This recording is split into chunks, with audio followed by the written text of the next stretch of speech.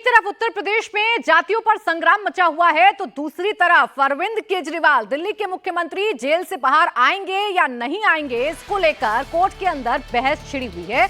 कुछ ही देर में कोर्ट का फैसला आ सकता है। ये साफ हो सकता है कि मुख्यमंत्री अरविंद केजरीवाल जेल में रहेंगे या फिर उन्हें राहत मिलती है। पिछले 1 घंटे से सुप्रीम कोर्ट में केजरीवाल की याचिका पर सुनवाई चल रही है। अभी केजरीवाल की वकील अभिषेक मनु सिंघवी सुप्रीम कोर्ट में दलील रख रहे हैं। सिंघवी ने केजरीवाल की जमानत की मांग की। उन्होंने कहा कि सीबीआई के पास केजरीवाल के खिलाफ कोई सबूत नहीं है, लेकिन ईडी केस में बेल मिलने के कारण उन्हें इंश्योरेंस अरेस्ट किया गया है। वहीं सरकार की तरफ से ये पेश हो रहे एएसजी ने केजरीवाल की जमानत का विरोध किया। उन्होंने कहा कि केजरीवाल के वकील उनकी गिरफ्तारी और बेल की बहस को घालमेल कर रहे हैं। जितना वक्त केजरीवाल को अपना पक्ष रखने के लिए मिल रहा है, उतना ही उन्हें भी मिलना चाहिए। केजरीवाल की बेल को लेकर उनकी गिरफ्तारी के कुछ भी चैलेंज किया गया है। 2 मामले हैं जिन पर सुप्रीम कोर्ट में सुनवाई चल रही है। इस मामले में आज सुबह से क्या कुछ हुआ है, क्या दलीलें रखी गई हैं, आइए आपको ये बता देती हूं। आज क्या अरविंद केजरीवाल के पक्ष में कहा गया है।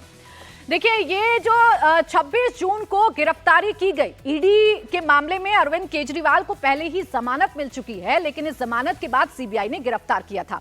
एफआईआर दर्ज होने के 8 महीने बाद मुझे समन मिला, ये दलील में अरविंद केजरीवाल की तरफ से उनके जो वकील हैं वो ये कह रहे हैं कि जब आपने एफआईआर दर्ज की उसके 8 महीने बाद आपने मुझे समन किया। अप्रैल 2023 को सीबीआई ने पूछताछ के लिए बुलाया था। अरविंद केजरीवाल को लगातार समन गए थे, उन्हें लगातार पूछताछ के लिए बुलाया गया था और इसी का जिक्र किया गया है अरविंद केजरीवाल के वकील की तरफ से कि अप्रैल 2023 में बुलाया गया।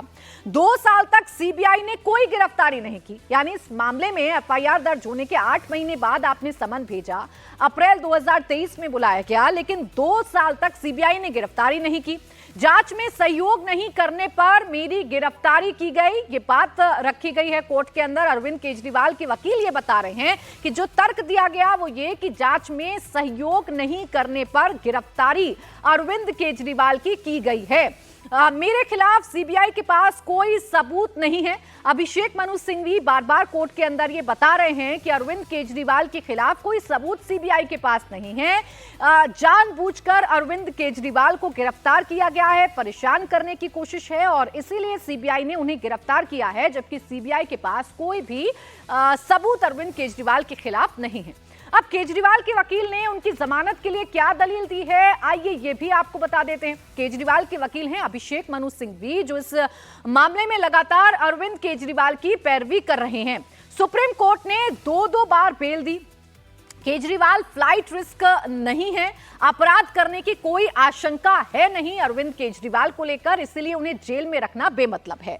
दस्तावेजों से छेड़छाड़ भी नहीं हो सकती। अब तक 5 चार्जशीट दाखिल हो चुकी हैं। संवैधानिक पद पर बैठे हैं अरविंद केजरीवाल, इसीलिए अरविंद केजरीवाल को लेकर ये नहीं कहा जा सकता कि वो कोई अपराध कर सकते हैं या वो दस्तावेजों से छेड़छाड़ कर सकते हैं या वो सबूतों से छेड़छाड़ कर सकते हैं, चूंकि वो एक संवैधानिक पद पर बैठे हुए हैं। देखिए, बार बार ग्राउंड ये बनाया जा रहा है अभिषेक मनु सिंघवी की तरफ से, अरविंद केजरीवाल की तरफ से, कि वो दिल्ली के चुने हुए मुख्यमंत्री हैं और दिल्ली के मुख्यमंत्री को सबूतों के अभाव के बावजूद भी जेल में रखना पूरी तरीके से असंवैधानिक है, गैर कानूनी है। इसलिए अरविंद केजरीवाल को जमानत मिलनी चाहिए, ये अभिषेक मनु सिंघवी की तरफ से कहा जा रहा है।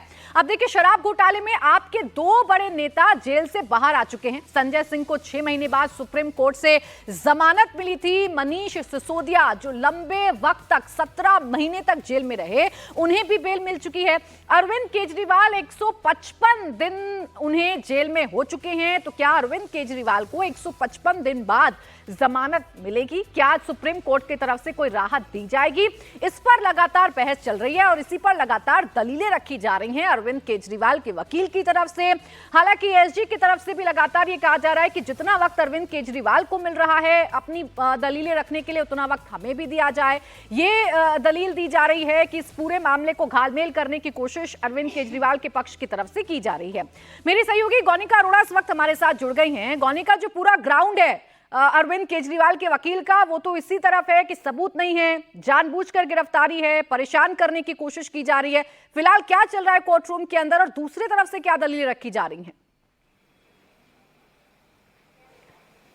देखिए, सीबीआई को जो काउंटर एफिडेविट फाइल करने के लिए कहा गया था या उससे पहले जो एफिडेविट फाइल किया था सीबीआई ने कोर्ट में, उस पर साफ तौर पर सीबीआई ने ये कहा था कि अरविंद केजरीवाल सबूतों के साथ छेड़छाड़ कर सकते हैं, इसके अलावा गवाहों को प्रभावित कर सकते हैं। उसके अलावा ये कहा गया था कि अरविंद केजरीवाल पर ट्रिपल टेस्ट अप्लाई नहीं होता, ये चीजें कही गई थी। लेकिन इसके साथ साथ अब उसका जवाब अभिषेक मनु सिंघवी ने दिया है। अभिषेक मनु सिंघवी ने सबसे पहले ये कहा कि अरविंद केजरीवाल क्योंकि कॉन्स्टिट्यूशन पद पर तैनात हैं, ऐसे में वो भाग तो सकते नहीं, फ्लाइट रिस्क है नहीं, वो गवाहों को प्रभावित नहीं कर सकते। साथ ही साथ तीसरी चीज ये कही गई कि सबूतों से छेड़छाड़ नहीं की जा सकती, क्योंकि ईडी सीबीआई के 2 मामले हैं, हजारों लाखों की संख्या में डॉक्यूमेंट्स हैं, इतने डॉक्यूमेंट से टेम्परिंग करना आसान ही नहीं है। ऐसे में ये तीनों चीजें अरविंद केजरीवाल के केस में अप्लाई नहीं होती है, यानी कि ट्रिपल टेस्ट में वो क्लियर करते हैं, यानी कि इस आधार पर उनको जमानत मिलनी चाहिए। इसके साथ साथ ये कहा गया कि सीबीआई ने कहा था कि वो कोऑपरेट नहीं कर रहे हैं, वो जांच से भाग रहे हैं। उस पर भी अभिषेक मनु सिंघवी ने ये कहा कि कोऑपरेट कैसे नहीं कर रहे हैं, वो कोऑपरेट कर रहे हैं, लेकिन उस कोऑपरेशन के सिर्फ आप ये कहकर इतने महीने किसी को जेल में नहीं रख सकते हैं, ये उन्होंने दलील दी है। और इसके अलावा मनीष सिसोदिया और के कविता, इन लोगों को जो जमानत मिली है उसको भी आधार बनाकर अभिषेक मनु सिंघवी ने अपनी दलीलें दी।